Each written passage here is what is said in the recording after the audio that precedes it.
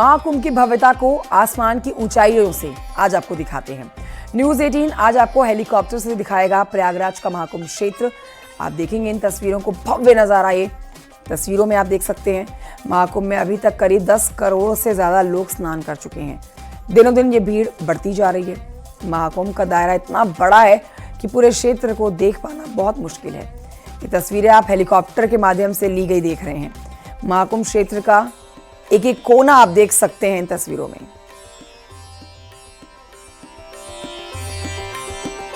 प्रयागराज महाकुंभ की अगर आप भव्यता देखना चाहते हैं, मठ मंदिर देखना चाहते हैं और उसके लिए हेलीकॉप्टर सर्विस भी है यहाँ पर प्रयागराज में। हवाई सफर आप कर सकते हैं। लगभग 7 से 8 मिनट की जॉय राइड होगी। कई ऐसे लोग भी हैं जो यहाँ पर पहुंच रहे हैं स्नान करने के बाद। वो देखना चाहते हैं कि किस तरीके से हवा के जब ऊपर जाएंगे, हेलीकॉप्टर से सफर करेंगे तो वहां से उसकी भव्यता किस तरीके की है, मठ मंदिर कैसे हैं, ये तमाम चीजें देखेंगे। तो हम चल रहे हैं इस जॉय राइड के जरिए और हेलीकॉप्टर में हम सफर अपना शुरू करेंगे। 7 से 8 मिनट में आपको हवाई सफर के जरिए आपको दिखाएंगे भव्यता कुंभ की। और यहां से महाकुंभ का क्षेत्र शुरू हो जाता है।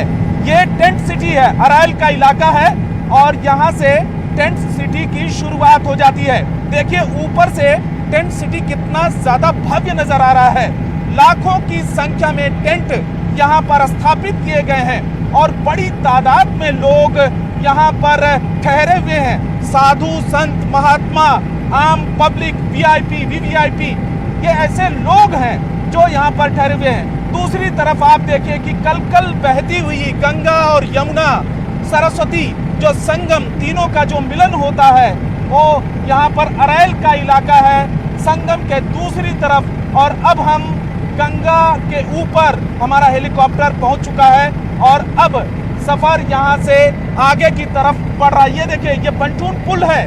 इस पुल के जरिए चाहे वो पैदल यात्री हो, चाहे वो कोई कार सवार हो, वो इन गाड़ियां यहाँ से जाती हैं। ये देखिए छोटी छोटी नावें, यहाँ पर संगम के किनारे का ये दृश्य, ये तस्वीर, ये नज़ारा और बेहद ही कलरफुल आपको तस्वीरें दिखाई दे रही हैं। यहाँ पर जो टेंट सिटी है अलग अलग कलर में आपको दिखाई दे रही हैं, चाहे वो परमानेंट स्ट्रक्चर हो, चाहे वो टेम्परेरी स्ट्रक्चर हो। ये देखिए एक कतार में यहाँ पर पंचूल पुल, जो टेम्परेरी पुल बनाया गया है, क्योंकि ये देखा जाता है कि किस तरफ में ये भीड़ है। यहाँ पर नावों का झुंड, आप ये देखिए कि किस तरीके से लगातार एक आप आसमान से देख रहे हैं नावें यहाँ पर कितनी छोटी आकार में दिख रही हैं और साइबेरियन पक्षी इस यहाँ पर इसकी सुंदरता में 4 चांद लगाए हुए हैं।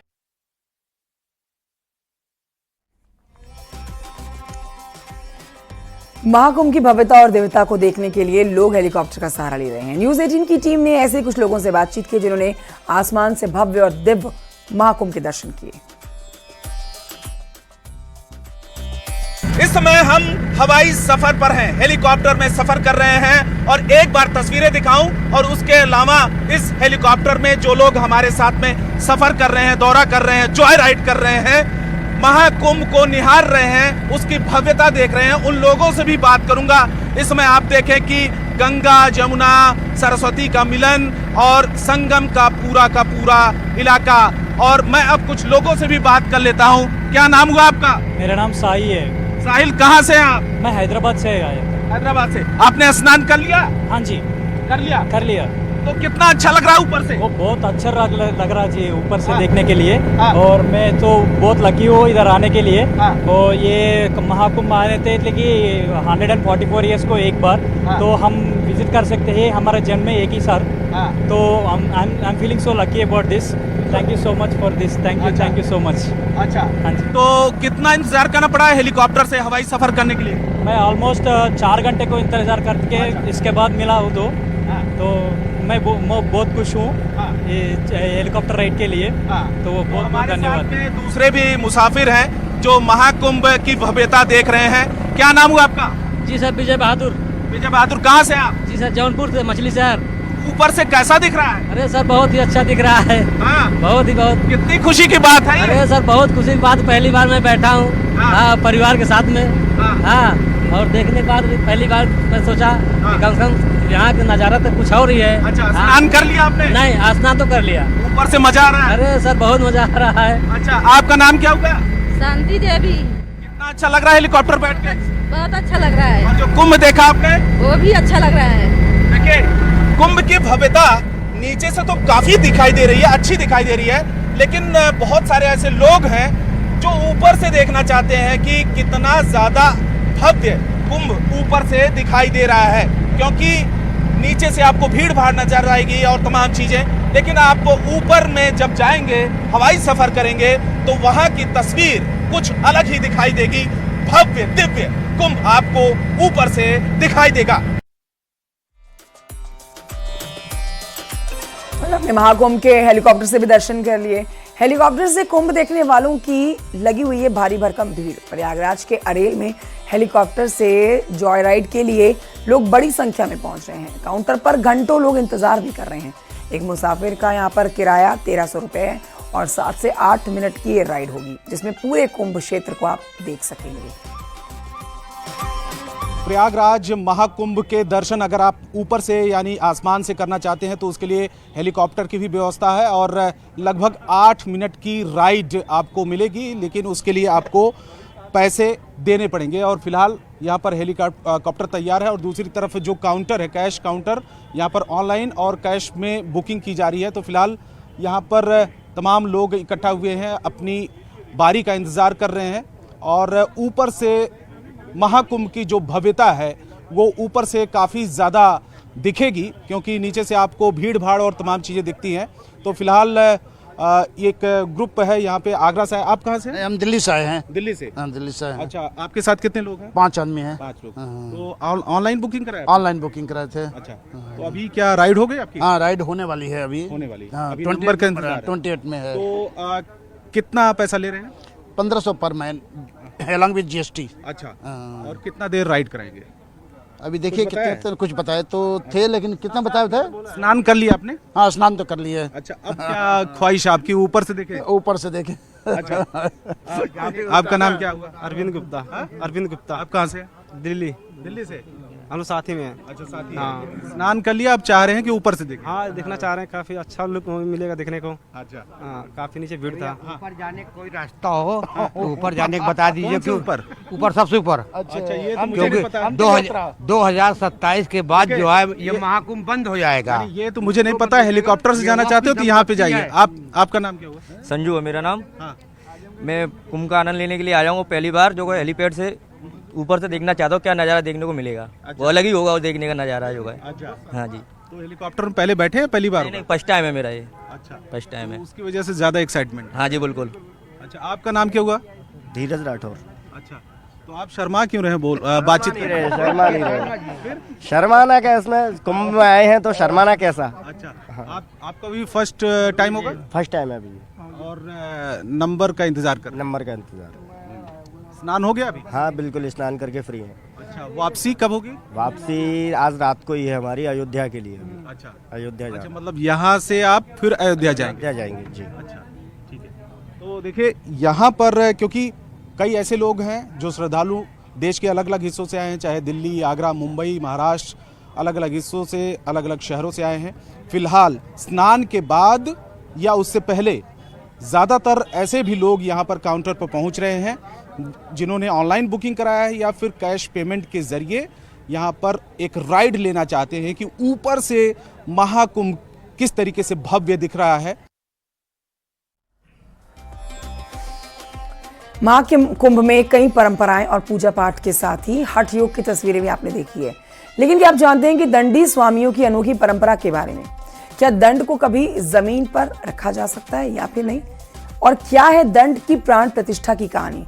हर एक सवाल का इससे जुड़ा हुआ जवाब आपको मिलेगा इस रिपोर्ट में।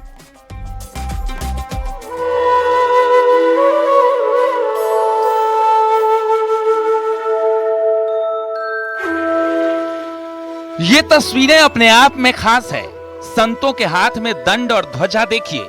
ये सन्यासी नहीं, स्वामी कहलाते हैं, दंडी स्वामी। इनकी तपस्या और पूजा पाठ की कहानी एकदम अलग है। दंडी सन्यासी जीवन भर अपने दंड को जमीन पर नहीं रखते हैं। मृत्यु के बाद भी इन स्वामियों का दंड जमीन पर नहीं रखा जाता है। दरअसल स्वामियों के दंड को प्राण प्रतिष्ठित किया जाता है।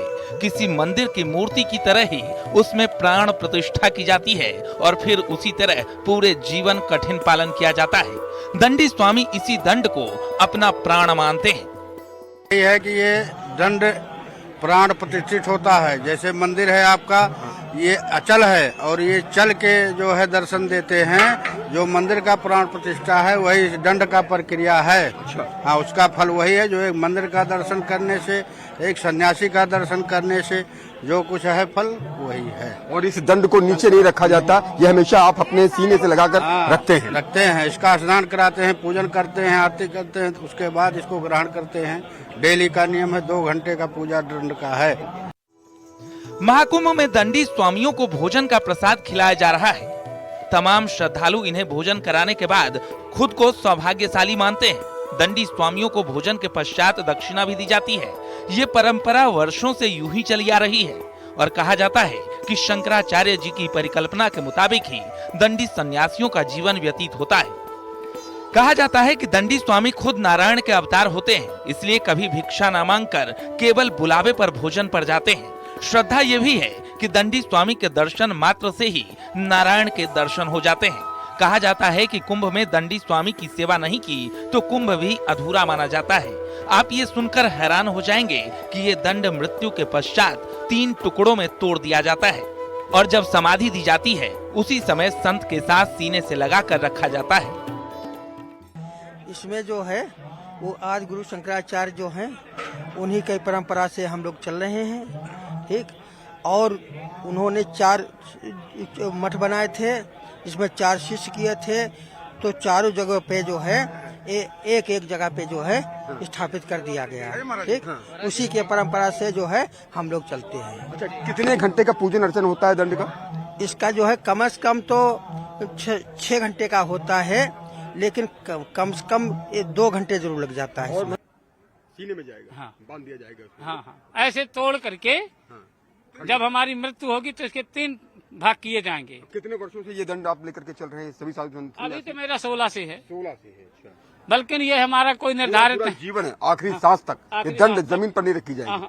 और जब ये तोड़ा, जब हमारा प्राण अंत हो जाएगा तो इसके 3 टुकड़ा करके हमारे सीने में बांधे जाएंगे। उसका आधार होगा कि ब्रह्मा विष्णु महेश में, ये तीनों में लीन हो गए, क्योंकि इसकी प्राण प्रतिष्ठा हुई है। इसलिए जमीन पर नहीं रखी। बहरहाल दंडी सन्यासियों की कहानी आपने देखी। प्रयागराज में अखिल भारतीय दंडी स्वामी समाज और अखिल भारतीय सनातन धर्म संसद की ओर से 24 जनवरी को सनातन रत्न सम्मान दिया जाएगा। ये सम्मान प्रधानमंत्री मोदी और यूपी के सीएम योगी आदित्यनाथ को भी दिया जाएगा। उमेश श्रीवास्तव, न्यूज़ 18।